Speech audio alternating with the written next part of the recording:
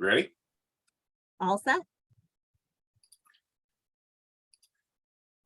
Well, hello, this is Jim Morgan. We're Life's Co-Pilot. We're very excited today to bring you Karen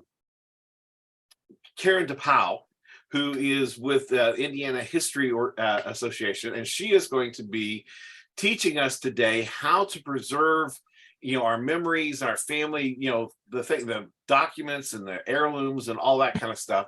I'm real excited about this one. And you may be able to tell by the back of my screen here, I am kind of a history hardcore nerd. My office kind of, you can't see the other three walls. It's very much like coming into a little mini museum. So I am into this stuff. So Karen, I'll let you take over and let you explain who you are and your association and your everything. So it's all yours. Excellent. Thank you so much, Jim. I'm going to get my PowerPoint going here. And then I'll introduce myself because I can't do three things at once. So, and I started the wrong thing. See, I can't even do two things at once. So we will get this going. So my name is Karen DePauw, as Jim said, and I am with the Indiana Historical Society. I am with a department called Local History Services. So what we do is we go out and about around the state and we provide assistance to local history organizations. And in doing that work, a lot of times we are also talking with people like Jim who have, they might be involved with the museum or they're involved with an organization, but they also just have those personal items at home, as many of us do. And so today we're going to talk a little bit about how even though the way we preserve items is the same, whether we're in a museum setting or we're in our home setting, and kind of the reason why we want to do certain things is a lot of times the same, there are some differences in the things that we can do or the reasons we might want to do them. So we're going to talk a little bit about how we're going to preserve our family heirlooms. There will be time at the end for questions. So Jim's going to keep an eye on those and let us know if we have any of those at the end from Facebook or from anyone attending the webinar live. And if you have questions after the fact, if you're watching this as a recording, you can always send them over to local history at Indiana Historical, local history services at indianahistory.org. That's our general email address. You can send questions there and we'd be happy to help point you to some resources that might aid you in preserving your family heirlooms. So one of the things that I really like to start off this kind of program with is the concept of why we're keeping something. So as museums, we're keeping things to preserve them for future generations. But that's not always the same if we're talking about things that we're keeping as a person, things that we're keeping because we love them. So it's really one of the first things to think about is why you're keeping each specific type of heirloom that you have, because that's really going to make a difference as we talk about how we care for these things, because there might be some things that you do for items that you're wanting to preserve for future generations that might be different from something that you do to preserve something that you want to use every day. So for example, I have a boatload of quilts between what my grandmother made, what my spouse's grandmother made, what my mother makes us right now. We have a lot of quilts. Not every one of those, they're all special, but they're not all like saved for all the future generations kind of special. So I have one or two quilts from my great grandmother that use, shirts that were my great grandfather's, that were my grandfather's. That are really special to me, that kind of get folded up, they get stored, they get appropriately cared for.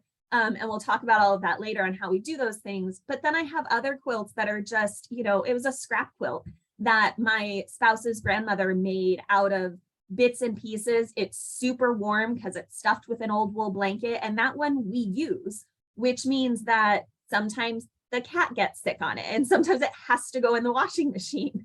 So, but we know that those other things might happen, so it might not last as long. but that's okay because we decided from the get-go that this is a quilt we want to use versus this quilt that we want to save and preserve and pass down to future generations. So kind of having some of those things in mind.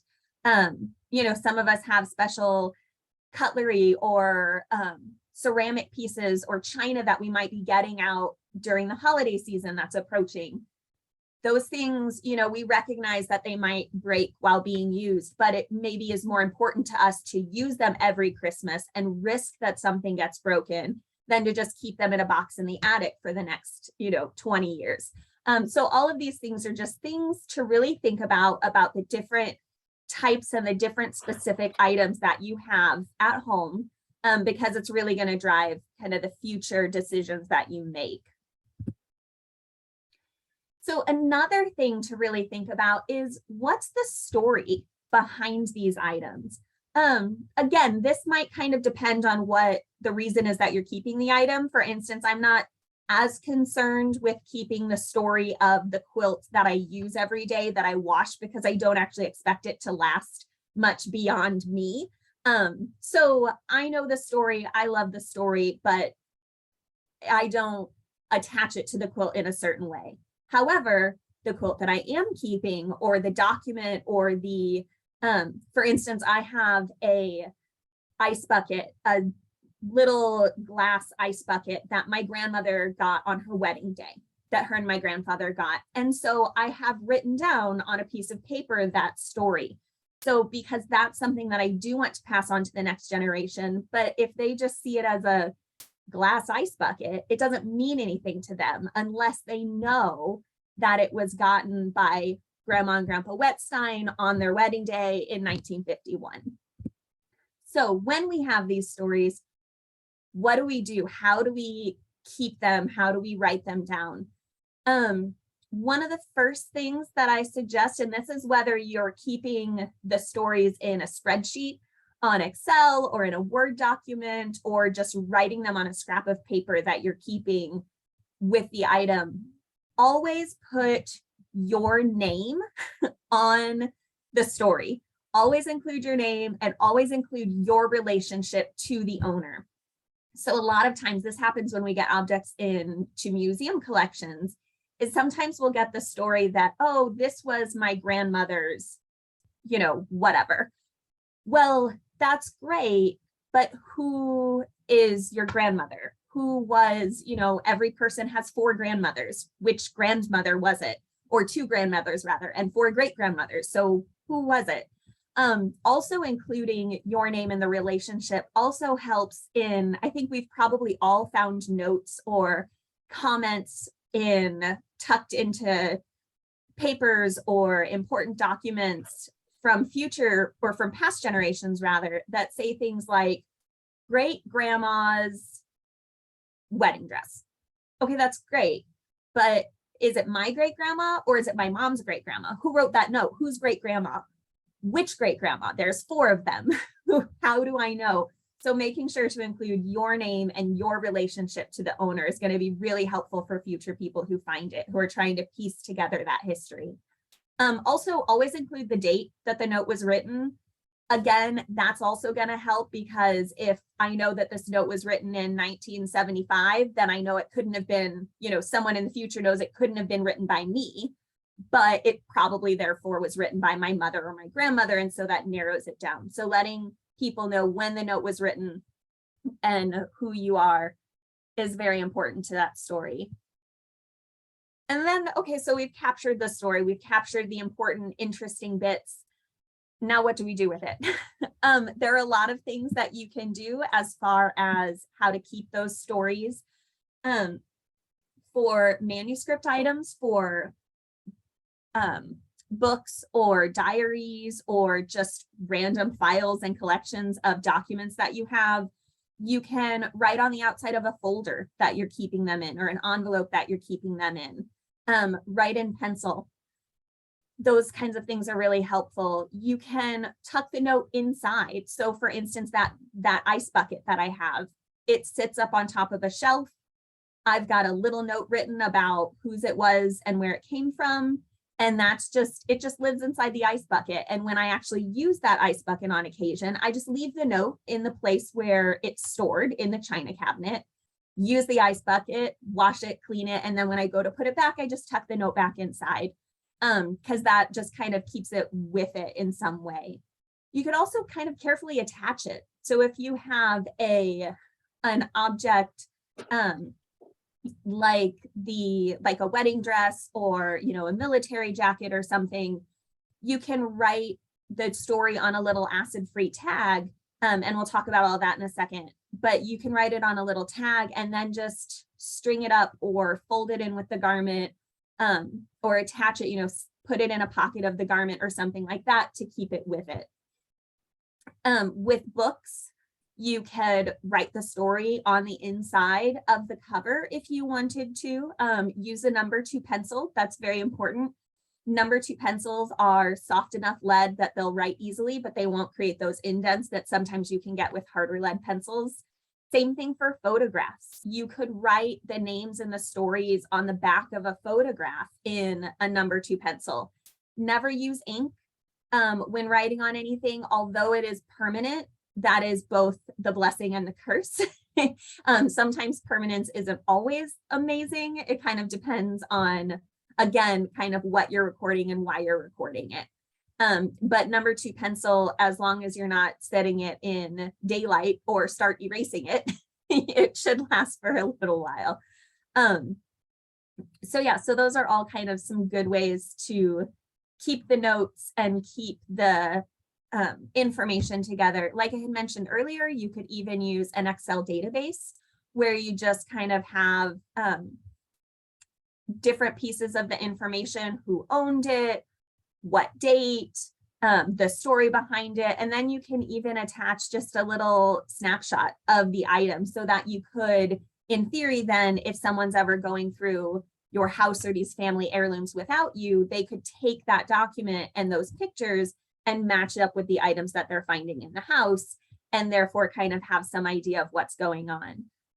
Some genealogy databases, if you use a genealogy database, might have a place where you can attach notes to photographs and things. That's another great way to keep that kind of history, as long as you then remember to leave your password and information so that someone else can access that if they ever need to, or occasionally print out a hard copy of that information that you're making and keeping that with, maybe even with your important documents. If it's really important family history, keeping a printout of that with, you know, your will or your important documents can be helpful, because then that's going to be found very quickly before someone then, you know, goes through the house and gets rid of items before they realize that they have an important family history.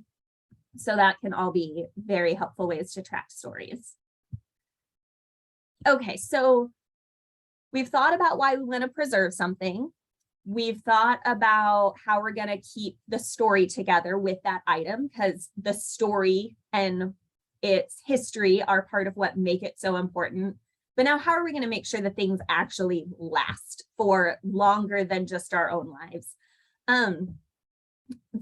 So a lot of these pieces are, again, very similar to what we do in museums. So I'm going to mention to you a couple of things that are kind of museum quality preservation, but we're also going to talk about how you can just kind of do your best at home. So some of the things, 2 of the words that you'll hear me use a lot as we talk about preservation of all different kinds of objects are the terms acid-free and lignin-free. So as a quick, so that you have a handle on what I'm talking about, acid is something that regularly and naturally occurs in wood pulp. So anything, therefore, that contains wood pulp as part of its materials can create acid naturally. So we're talking about things like paper, cardboard boxes are the worst, wood furniture, any of those things that have some element of wood pulp create acid. What acid does, and the reason why we talk about things being acid-free as preservation materials, is that over time, acid can stain items that come into contact with it. This is particularly true when you're talking about paper, photographs, and textiles. All of those things can get something called acid burn. It's not a stain like when you spill red wine on something.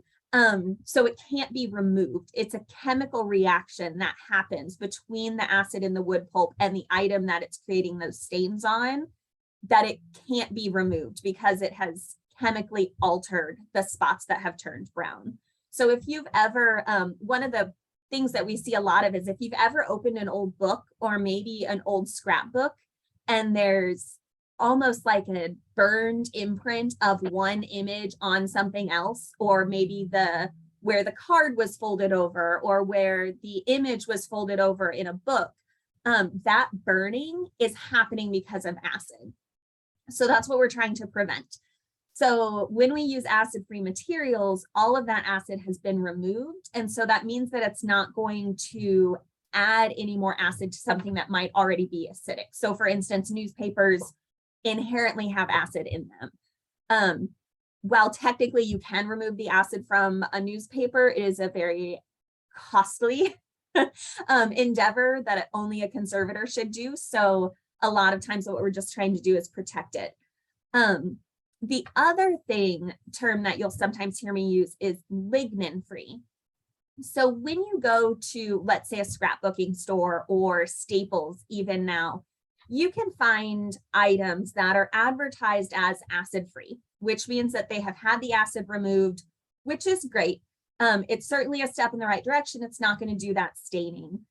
But there's another chemical in wood pulp called lignin that becomes acidic over time.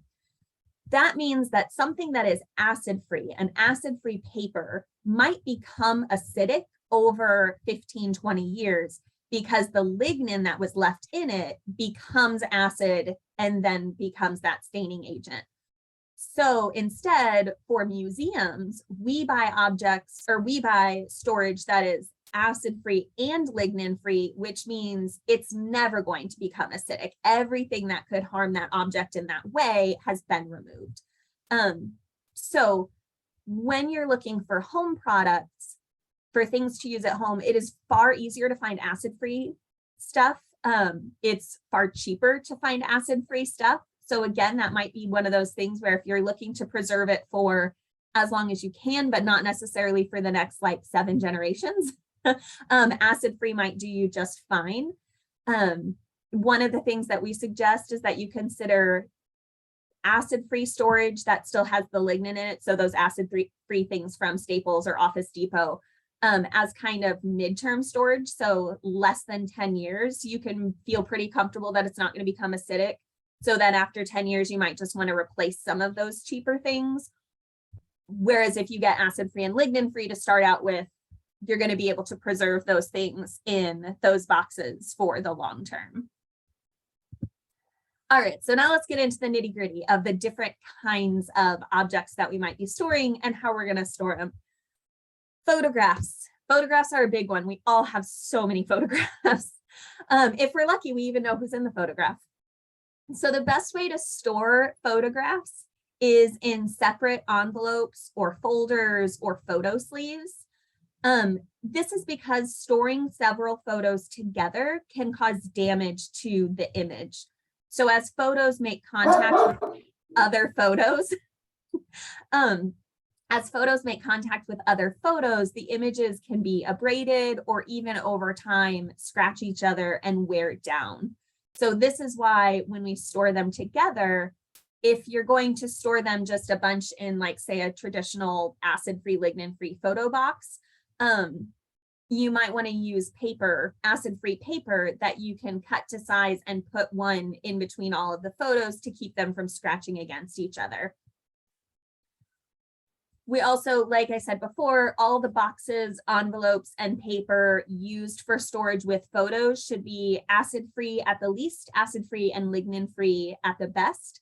You can also get special protective plastic sleeves that are made of either polyester, polypropylene, or polyethylene, and these are high quality plastics. So if you look at the image up here, there's an image to the right that is one of those kind of old school photo albums that we saw a lot in the 60s, 70s, and 80s. And they have plastic sheets over them, which seems like, hey, we just said plastic can be a good thing. That way the photos aren't rubbing against each other. But this kind of plastic is really brittle. You've probably noticed it started to change color. It started to break off in pieces. So that's not high quality plastic. What we want is a plastic, like I mentioned, that polyester, polypropylene, or polyethylene that isn't going to break down over time. It won't get that sticky residue or that brittleness to it.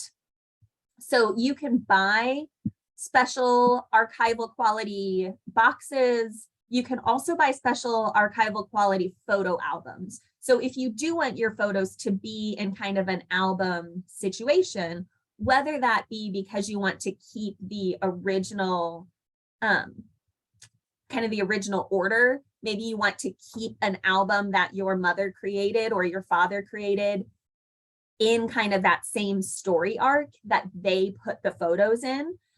Getting just a better quality photo album and just kind of transferring things right over, putting the same 4 pictures into the new album on the same page in the same order that they had them in, can be helpful. It's also just, I mean, if it's a group of photos that you like to look at frequently, putting them in a photo album that is archival quality can be a really great choice, because then you're not chancing on handling them too much with things tearing or putting fingerprints on the photo emulsion or anything like that. So those can be a great option. Another thing that we usually have a whole lot of is family documents of all kinds. So storing your documents, again, in acid-free, lignin-free folders, and then those folders in boxes can be a really great way to go. Whether you choose a flip top box, like what's in the middle of the picture, where the top just kind of folds up and those items can be stored almost like they would be in a filing cabinet. That makes it really easy to look through things. You can also get a box that's almost like a bigger photo box where you can just lay items together. So either way, don't overstuff the folders. You don't want too many things in a folder because the folder is offering a little bit of protection. Make sure that any extremely fragile, important, or valuable papers are stored individually in folders, so that they're very well protected. Another thing, just as anything when we're putting things in folders, store like sizes, weights, and even materials together.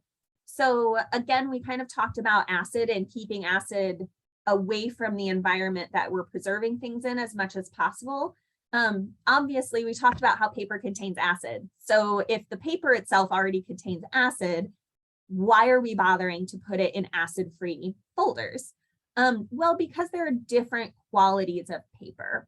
For one, adding more acid to an already acidic environment is just going to make things degrade faster. So for one, it's that we're now not adding anything new to it. But also what we want to do is we want to have a situation where we can protect the higher quality papers and items in that box from the lower quality things. So for instance, newspapers are awful. They are not made to last. They are meant to be ephemeral. Read them, throw them away. That's why a newspaper that you've had for 3 years can sometimes look so incredibly bad. It can already be yellow and brittle and hard to open. That's because it's made of such poor quality paper. Whereas at the same time, you might have a grandparent's wedding certificate from 1927 that is still in great shape because it was made on better quality paper in the first place. Higher quality paper usually consists of some amount of rag content, so linen or cotton, and that kind of helps make it so that it's not all that super acidic wood pulp, and therefore makes a stronger, better quality paper. So when you're putting materials together, make sure not to put some of those really low quality things in the same folder because they're going to give off a lot more acid. So you want to use folders and papers as kind of the barrier. So putting the wedding certificate in a folder of its own behind the folder with the wedding announcement in the newspaper would be a good idea. When possible, make sure to remove any fasteners from papers like paper clips or staples. Those can rest in place a lot of times and stain the papers, but they can also sometimes tear the paper along those spots. If things start to break, if you don't feel like you can safely remove them, then leave them. But if you can safely remove those things, go ahead and do that. Also, if and when possible, unfold documents to store them. Anytime we have a folded document, it's most likely to start breaking along that folded edge and, get torn there because we've weakened the fibers of the paper right where we've folded it. So what we want to do is we just want to try to open and lie those things flat and store them flat. If, however, you start to open something that's been folded for a really long time, like a letter that's maybe been living in its envelope since 1946, if you start to open it and it won't nicely lay flat and it starts to tear, just stop. Just fold it up again and put it back in the envelope and store it that way. Because although it is the better way to store them, it's not better if it causes damage on its way to being flat. So you can store things unfolded, unfold them, but if you can't, then by all means store them folded and just put them in an envelope or put them in a folder rather, and do your best that way. Another thing we have a lot of is clothing and textiles. A lot of times those kinds of things get saved, whether it be a wedding dress or a christening gown or a military uniform, or like I said, quilts. So when it comes to textiles, these are also something that can get stained really badly by acidic environments.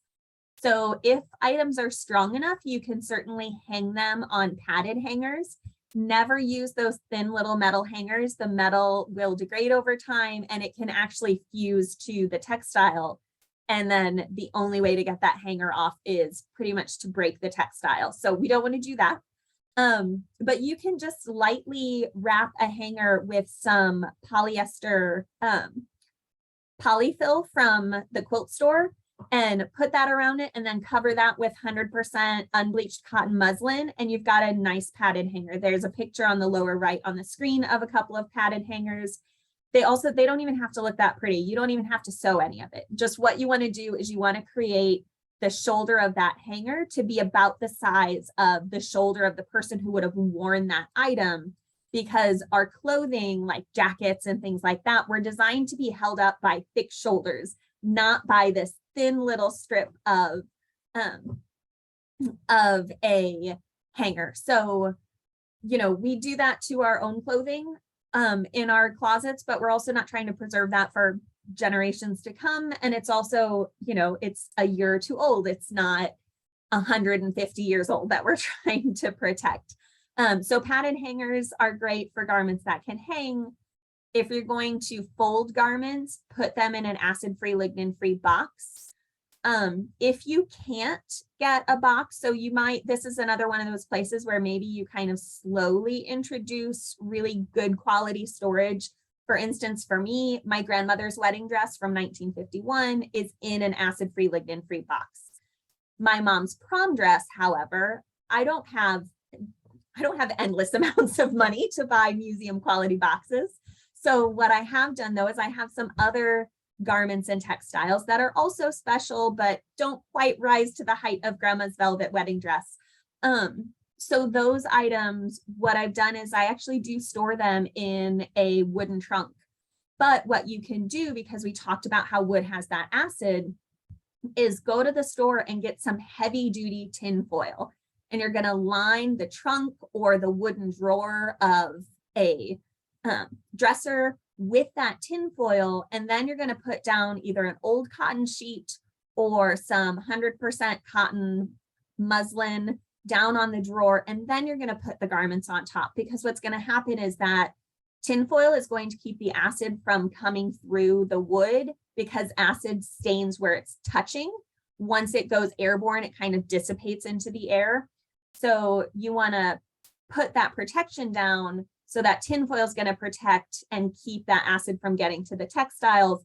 And then that cotton sheet is also going to act as kind of a canary in the coal mine. It's going to stain first. So if there is any acid getting through, you're going to be able to tell that before it actually gets to the garments underneath and stains them.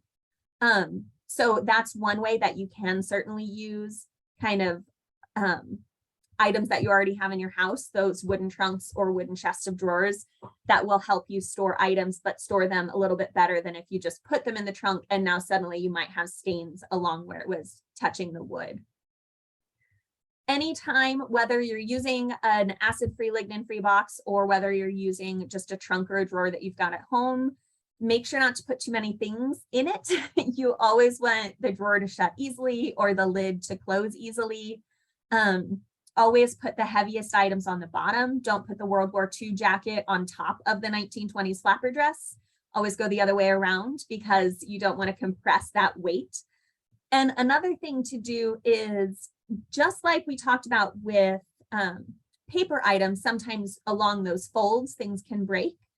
Same thing with textiles. If you have something folded too much and there's too much weight on top of it, it can break along those fold lines. So what you can do to prevent that is when you're folding textiles, you can make, either using an acid-free tissue paper, you can make a little like tissue paper log. You can kind of see it in the middle picture down below of that little baby's dress. The skirt was too big, and so it's folded over. So there's little logs of tissue paper in there to make that fold not a crease, but rather a gentle curve. Another thing that you can use is actually new white pool noodles. They're actually made of some of that inert kind of plastic that we talked about earlier that doesn't get sticky and gross over time. So you can take one of those and wrap it in some 100% cotton muslin and then use that in place of tissue paper along the sides. And you can get those at the dollar store, especially right now and around Christmas time. So many people use them as crafts. It's very easy to find white ones that are pretty small that kind of allow you to get that little bit of a curve without adding too much bulk to an item. So keeping, again, kind of staying away from those folds as much as possible is really great. So next we have, what about just our kind of regular objects? So everything from figurines to china to earthenware that we might have, glass jars, things like that. So again, just like anything else, you want to avoid cardboard boxes. In this situation, it's not as much because the acid can stain, because it's really hard to stain glass. So it's not so much that staining acidity that's the problem. It's that a lot of times cardboard boxes are not as sturdy as we might want them to be or think that they might be. So especially if you're going to be storing things like this, either a couple stacked on top of each other or in a space that might get a little damp, whether it be a basement or an attic or just something that has high humidity. If you put things in cardboard, that humidity can weaken the cardboard over time, and you might go to pick up a box of, you know, precious Christmas ornaments, and suddenly the bottom falls out and everything gets smashed. So to avoid that, one of the things that you can use that works really great is clear Sterilite tubs. This is one of the few times you'll kind of ever hear me talk about specific brands of items, and that's because Sterilite brand uses very inert, good plastic in its tubs, as opposed to some of the cheaper brands of tubs that use the kind of plastic that over time will break down, will break down and get sticky or really brittle. Sterilite tubs will last for, 10 to 15 years before they even begin to show signs that they're breaking down. So those can be a really good option. I always suggest the clear ones as opposed to like the fancy ones you can get at Christmas time that are red or green or whatever. Get the clear ones. That way, if you are storing things in an attic or a basement or any situation where there might be pests or moisture, with a clear tub, you can tell really quickly, if every couple of months you go into the space where you're storing your heirlooms, you can really easily glance at the box and see what's in there and know whether or not there's moisture getting in or someone has decided to make a home. Any of those things, it's far easier to do with clear tubs than it is if you've got a bunch of tubs that you can't see through. One of the things you do want to always avoid is bubble wrap. Bubble wrap is extremely cheap plastic. It is made for very short-term uses. It's great for those short-term uses like moving, but if you leave something wrapped in bubble wrap for a long time, and as the bubble wrap breaks down, it can get stuck to an item. So for instance, if you have, excuse me, if you have a glass jar or a piece of china that has been wrapped in bubble wrap for a lot of years, when you take that bubble wrap off, you might actually see that there are, you can kind of see it in the upper left-hand corner photograph. You can see that it leaves little stains, little microscopic pieces of plastic behind that can be really difficult to get off. So the easiest thing to do is just to prevent it. If you do need to use bubble wrap, if you do have some really precious things and you're really scared that they might get broken, what you can do is you can wrap the item first in a piece of cotton muslin or in a piece of unprinted newspaper. These kinds of items won't be harmed by the acid like the other groups that we've already talked about. So you could use kind of unprinted paper, but using some unbleached cotton muslin first to wrap the item and then putting the bubble wrap around that, that's going to make it so that if the bubble wrap does break down, it's going to stain that, you know, little bit of muslin that you can just recycle or throw away, but it will leave your object unharmed. So finally, one of the things that we do a lot with heirloom items is we want to display them. That's usually one of the things that comes up a lot when we're talking about and looking at why we keep these things. We keep these things a lot of times because they're precious to us and we want to see them and we want to use them to remember the people who came before us. So how do we display these things while still caring for them? Well, one of the first things is to eliminate as much light as possible from the places where you're displaying things and to know what is and is not light sensitive. So the most light sensitive items are going to be anything made of textiles, photographs, and documents. All of those things are extremely light sensitive. Light can fade photo emulsions, it can fade inks on paper, and it certainly can fade textile dyes. So when we're thinking about how we're going to display those things in our homes, one of the first things you want to do is make sure that you're not displaying any of those items in direct sunlight. So let's say you have a spare bedroom and you want to put up some family portraits. Go into the bedroom every couple hours for, you know, one day in the summer, maybe every couple hours, one day in the winter, and just pay attention to the way that the sunlight streams in the windows, because the most harmful part of light is the UV rays that come from traditional light bulbs and from sunlight itself. So if you pay attention to where that sunlight comes in the room, the very first and easiest step is then when you're displaying those items, just don't put them in the path of direct sunlight. So for instance, as odd as it may feel, sometimes the best place to put displays of artwork or photographs is actually on the window or on the wall rather with the window, because light never directly streams in and hits the wall next to the window. So that's going to be a pretty safe place to keep some of those items. You might also consider some of these things getting really good facsimiles made. You know, make a really good copy of that wedding portrait of your grandparents that you want to hang up on a you know, in a collage wall on your staircase that gets sunlight all the time.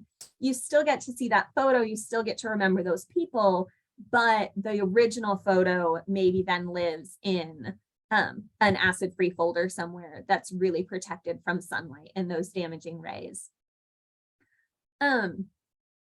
Also, you want to make sure to consider having any paper or photographs that you're going to display framed by an art framer. It's a little more expensive, obviously, than just going to Walmart or Target and picking up a frame. But a couple of things that an art framer is going to do if it's something really precious that you want to display is you can request that they use UV protected glass.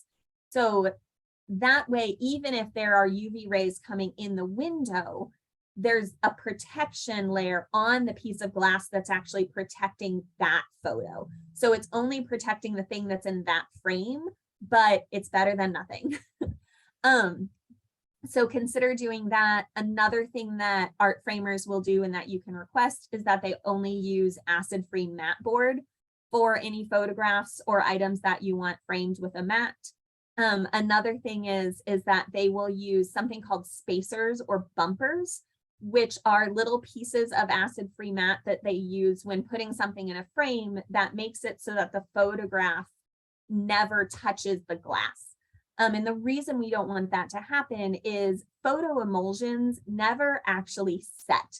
So a photograph is always some kind of pliable, whether it's 100 years old or 20 minutes old. So what we want to avoid is if we get that surface really wet, like if moisture gets inside of a frame and that photograph is right up against the glass, it basically melds to it, it sticks to it. And then you're never going to be able to get that photograph off of the glass without losing portions of the photo. So by keeping some space between the glass and the photograph, it allows any moisture that does get in to evaporate without kind of working itself as glue and keeping those pieces together.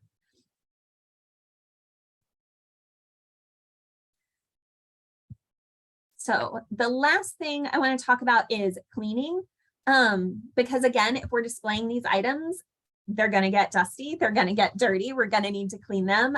If we're keeping items that we want to use, for instance, that quilt I talked about, the quilt that stays on the couch, I have 2 cats. The likelihood is high that one of those quilts is going to need to get washed at some point, versus the quilt that is folded up downstairs and nicely kept. So when we are dealing with items, like I said, prevention is the best way to deal with things. So for instance, making sure that any photographs or documents that you're displaying are framed and behind glass is helpful, because that means that dust can't get to the actual item.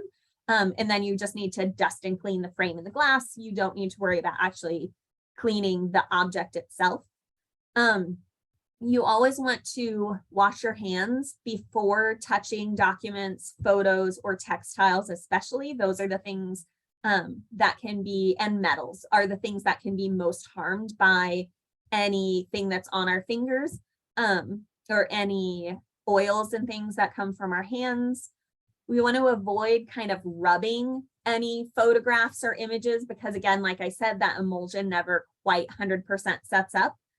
You might even consider picking up a box of nitrile gloves from the pharmacy. You can find them just about anywhere these days. They're latex free, so if you have a latex allergy, there shouldn't be a problem. But nitrile gloves are something that we use in museums a lot when we are handling things like textiles or like photographs that we might put accidental fingerprints on. So they kind of help avoid that. You might consider too, like I mentioned before, kind of putting photographs that you look at a lot, but that aren't on display on your walls in archival photo albums so that you can look through them without having that problem of maybe touching the edges, or not just touching the edges, but touching the actual photo itself. You might even do something like that to protect documents that you want to look through a lot. You can get archival binders and things of that nature that have sleeves that you can put documents in, or ways to protect documents that you might look at a lot. If an item does get dirty, start with the least invasive cleaning technique first. So for large objects, using just a soft natural bristle brush like a paintbrush is one of the best ways to get the dust off. Sometimes those things like the Swiffer cloths can leave chunks of microfiber on items. They can get caught on wood, they can get caught in cracks, they can sometimes help flake off pieces of paint if it's something painted. So just kind of starting incredibly gently to get the dust off of things is the best way. You can vacuum textiles. So this is especially good if you have quilts that you display on a quilt rack, or quilts that you display by laying them on like the spare bedroom bed or something like that. By vacuuming textiles, I don't mean putting the Hoover on top and going to town like you would on a rug of some kind. There are special ways that we vacuum textiles. One of them you can see in this photograph on the left is to get a little bit of window screening. Tape the edges so that there's no hard edges. You don't want anything that will snag the textile. And then use like a really gentle attachment on your vacuum. And if you can, adjust the suction so that it's very low. And what you're going to do is you're going to lay the screen down on top of the quilt first, and then you're going to vacuum through it, because what you're vacuuming up is going to be really small particles of dust that can cause abrasion to textiles. So that is going to pull up those little pieces of dust. But what it's going to help prevent is if it is an older quilt and there's, you know, a loose thread or a somewhere where the fabric is starting to degrade a little bit, you don't want to accidentally pull that loose thread that is making a 1 centimeter hole up into the vacuum, and suddenly you've got like a 3-inch hole. So the screen's going to help kind of keep down the things that you want to keep down, but allow you to suck up some of that dust. All of these cleaning techniques that we do are easier and better done in small amounts. So like every time you do your spring cleaning, maybe clean all of your heirlooms really carefully, instead of doing it every couple of years where now you've got like 3 years worth of dust hanging out on top of something that is going to be much harder to get off. And lastly, only clean things when they're actually dirty. So remember, these items are old. Sometimes they have stains. They might not look great, but that doesn't necessarily mean that it's dirty, that it needs to be thrown into the washing machine. Putting old textiles in the washing machine is one of the worst things you can do. So, you know, something that is 150 years old is never going to look brand new, and it shouldn't. It's 150 years old. So kind of remembering to only clean things when it's necessary. Things like polishing silver. If you polish silver unnecessarily, every time you polish silver, it takes off a small layer of silver. That's how you get to what's shiny underneath. You're not shining up those dull spots, you're removing them and exposing the shininess underneath. So the more you polish silver, the more detriment it has, the more silver you're taking off. So, you know, yeah, it looks great to have a shiny piece of silver instead of a dull piece of silver, but save that polishing for maybe right before you use that silver tea set for, you know, Christmas Eve tea or something. You know, save that polishing for when it needs to happen. And in the meantime, just let it naturally tarnish a little bit. Don't polish it every single week. So little things like that that you can do to kind of help things last longer. So that is kind of some general ideas and thoughts about how you can preserve your family heirlooms of all different kinds, from photographs and documents all the way up through objects and textiles. So I'll open it up to questions now. I don't know if anybody had anything that came through. I had never heard that you're actually removing silver before. So that was a surprise to me.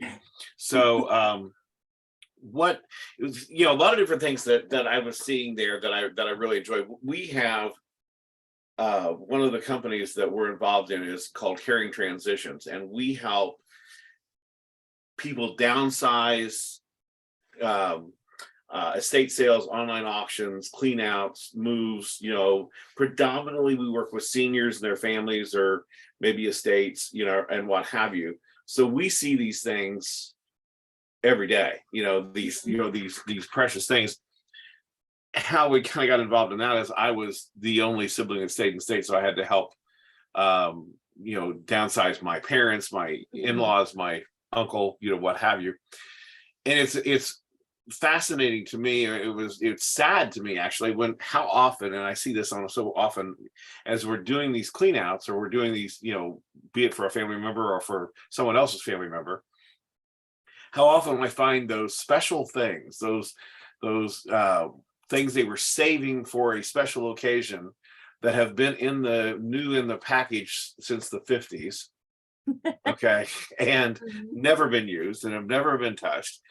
Okay. And I guess I've seen enough of that we have a rule in our house that if it has something that has meaning to you, okay, it has to be displayed. Mm. Okay, it has to have some means of putting it. So we have like shadow boxes with things and what have you. My wife collects like Eisenberg costume jewelry, so she's got Oh, those. So I can display boxes in our bathroom, and they're lovely, nice. rather than shoved in a drawer, type thing. We have all kinds of historic documents that I do, that I have. You see right up here, I've got uh, a newspaper from the 40s from when Mhm. they bombed Berlin on Christmas, that kind of stuff, and I've got tons of stuff in here. But we, like for instance, in our bed, I had something I didn't know what to do with. I mean, it was driving me crazy because it took up space. I thought it was cool. Okay. And I don't know. I know that it was, I trace it back to my great grandmother on my mom's dad's side. Okay. I don't know if it goes further or not, but I know it goes there. And it's a horsehair sleigh blanket. Okay. Oh. And they're big and they're heavy and they're, Mhm. whatever. And we end up hanging it. I put a clip on the top and hung it as our headboard. Oh, So, nice. but again, it's there. Um, Right. so it's Right. It just comes down to that. What is the reason for keeping it? Like you just said, if you love it and want to see it and want to display it, then do that. I have plenty of antiques in my house that I've collected just because I liked them versus, yeah, a couple, a very special something that gets protected and used in a different way. But at the same time, I pull those things out. My niece was over, I guess my cousin's daughter, whatever that family tree part says. Anyway, she came over, she's 13, and she tried on my grandma's wedding dress, her great grandmother's wedding dress. And it was worth it for that moment because I was saving it for me for that very purpose for right. other generations to see versus a museum who's gonna, it's the rule not to wear garments that are in museums because we want to keep them for as long as possible. So yeah, deciding for yourself kind of what are those reasons because you don't want to miss out on those special opportunities to see them. Use your wedding china every day. Well, we like for Don't instance, store it away. my wife had all these handkerchiefs, and I don't know Mhm. what we don't know what the cultural norm was at this time, but my in-laws, when they were moving from one city to another, all their friends gave her like handkerchiefs, okay, Mhm. because they had like little notes on them, Yep. whatever. And they were all still in the folders. They'd never been taken out, And Mhm. so my wife's like, "What do I do with these?" So she ended up making like a valance that goes over the top of the Oh, kitchen, uh-huh. So she made it out of those, So there's, you know, was a way to hang those. But again, it was that trying to find those uses. I saw that you're a quilt person, Yes. and I saw the coolest thing for and I'm always trying to pass these ideas on to people because we're doing these estate sales. We're doing china cabinets all the time, and nobody wants them. I'm Mm. going. You can use them for your collections. You can use Mhm. them for right now. Where I see a lot of it is people with that collect bourbon that are spending Oh. thousands of dollars on their bourbon. Here's a really good place to display it. A lot of them are lit, whatever. Um, but I saw something I thought was absolutely brilliant. Okay, it was but basically my generation's grandparents had these. Okay, everyone had them, and they had gun cases that were glass front gun cases. They were very nice pieces of Mhm. furniture to display their guns. Well, nobody wants a glass fronted gun case anymore. So but these pieces of furniture still show up. And what do you do with them? And I saw something I thought was absolutely brilliant. Somebody took one and painted it that kind of a powder green or powder blue antique paint you'd see like in probably in the 20s or whatever Mhm. in kitchens, and they painted it that, and then they displayed their quilts in front of that. Yeah, so they had all stacked full of quilts, so you get to see a little bit of each one of those quilts. Well, that's brilliant. So rather than in a closet, Right. they're there for display. And that's one of those, I'm glad you brought that up, because so one of the things that we talked about was that you can get UV protected glass for like framing a photograph. If you have a glass fronted cabinet, you can also, it's something you can do yourself, but you have to be a little bit of a perfectionist when you're doing it if you don't want anybody to notice it. But just how, you can get the window tinting for like your car windows, you can get clear UV filter tinting from like Amazon, and you can buy it in rolls, and you can just apply it to the front of any glass cabinet, and that's going to help protect it from that light pollution. So if you've got a glass china cabinet that you want to quilts in, or like the glass fronted gun cases that you were talking about that you want to almost use as a giant shadow box in some way, you can get that film, put it on the glass. If you do it well without any bubbles, no one can really tell that it's there. It's clear still. It doesn't have to be, it's not that tinting that we put on our car windows, but it does the same kind of thing. And so that's going to allow you to display those things without causing them any harm.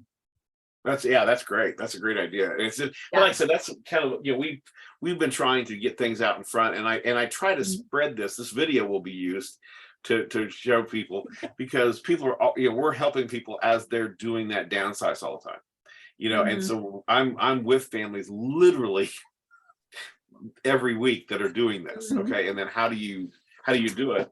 And it's, like for instance, when we were downsizing my mom's house, there was a little table. Now that I think about it back, I believe it probably was my grandmother's, because I think it was behind this one couch with a lamp on it, that type of thing. Right. And then it was in my mom's bedroom for decades. And I don't know that I gave it a single thought, walking by it. It was a little cherry occasional table that was about all it meant to me, right? It's a table. It's okay. When we were downsizing mom, and obviously it wasn't going to make the cut of things to go places, right? Right. I found out what it was for the very first time. I had never heard this story. Turns out that my great-grandmother, or my great-grandfather, my grandmother's father, made it. And he died when he was 26. My grandmother hardly knew him. She was only 3. Okay.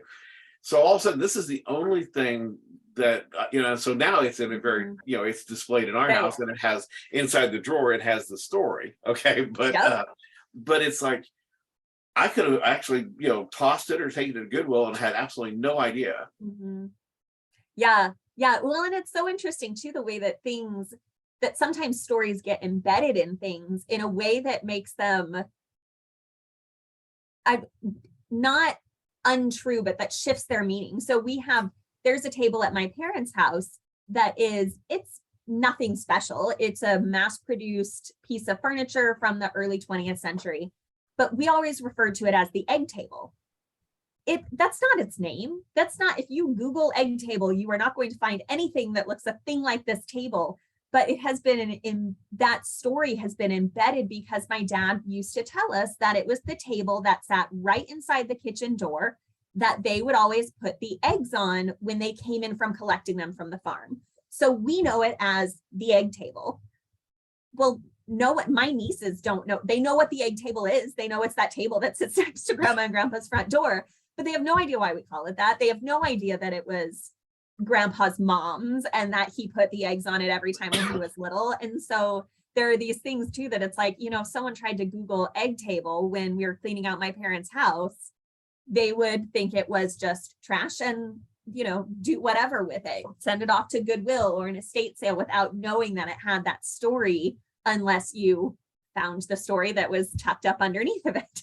Yeah. So but you just never know. And it's like we have a piece that my mom has in her apartment that she has her TV on. I love this piece, and it became important to me after this part of the story. and I don't know really where it goes. Okay, I don't know how far back in the family it goes. Okay, but I know it goes back to great grandparents, but I don't know, my great grandparents. So, but I don't know. I know it goes back further than that just because of the age of the piece. But my mom and my grandmother were into that 70s refinishing and antiquing things where they painted Yes. hideous orange or greens, these big brush strokes. Mhm. Well, they had done it to this poor little table, this little dresser. And it was, I mean, even as a teen, it was hideous. I just like, man, this is awful. So I took it to the shop. I was going to refinish it, which I did. Unfortunately, I screwed that up because I took all the original patina off because I, was just getting rid of the orange, So, and well, as soon as I got it stripped off, my teacher, the shop teacher, goes, "Get that out of here." Okay. So it was a Federalist period, 1700s little dresser. So it probably goes back to this document here. Mhm. This is my 5 times great grandfather. Now it's not real, it's a photograph. I would kill to have the real one. They just found it in his church in the basement when they were doing a refab, but he was a 5 times, he owned he was a pastor, and this is when he kicked all the Tories out of his church. Okay, so that type of thing, So it was 1777. Okay, somebody did that, but anyway. But in any case, it may go back there. Okay, Mhm. I don't know. Well, all of a sudden it's precious to me now. Okay, so, as far as that goes. But who knew if you don't know the story, Mhm. Yep. Then it I know becomes the just story to another a certain thing. level, but that's about as far as I can take it to, so but Yeah. well, I really appreciate this. This was a lot of fun, and again, my house, like I said, it has some museum-ish, qualities here of Mine too. stuff. And it's stuff that either has come down or I just what I do for a living is dangerous because I'm around all these cool things all the time. That's true. So, I've got Civil War bullets. I just picked this up the other day because when will I ever see one again? I've got a Civil War doctor's saddlebag with all the bottles of drugs and stuff in it. Nice. That's pretty cool. So Very cool. So it's like it is Mm-hmm. dangerous, but we do have a rule that it has to be displayed. It has to be, what happens. So you come into my Excellent. office. I say it's kind of decorated, kind of in a Cracker Barrel. Love it. So, well, Karen, thank you so very much. Yeah. So how if somebody would have questions, is there a way we can get a hold of you or? Yeah, so the best way to kind of get a hold of anyone in our local history services department is by emailing localhistoryservices@indianahistory.org. That way we can kind of, those questions and those things come straight to the director of our department, Tamara, and she farms them out depending on what the question is about. And we can either answer your question from there, or we can send you to the best person to answer it. So again, it's localhistoryservices@indianahistory.org. Excellent. Where are you guys? So the Indiana Historical Society is located right down in downtown Indianapolis. And we do have exhibits and a research center that you can visit. So please, if you're ever down in Indianapolis, come say hello. Thank you so much. So I appreciate your time and thank you very much. We'll get this video. I'll get you a copy if you guys want to do anything with it. And then we'll go from there. So thank you very much. Excellent. Thank you so much, Jim. All right. Bye-bye. Bye-bye.